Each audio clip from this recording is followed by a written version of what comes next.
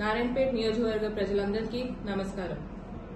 నేను మీ ఎమ్మెల్యే చిట్టెం కర్ణికారెడ్డి మీ అందరికీ ఈరోజు తెలియజేస్తుంది ఏంటంటే రేపనగా 15వ తారీఖు సాయంత్రం 4:30 సమయంలో మన ముఖ్యమంత్రి మనం ఎంతో ప్రేమగా గెలిపించుకున్న ముఖ్యమంత్రి రేవంత్ రెడ్డి గారు మన నారాయణపేట నియోజకవర్గానికి రాబోతున్నారు.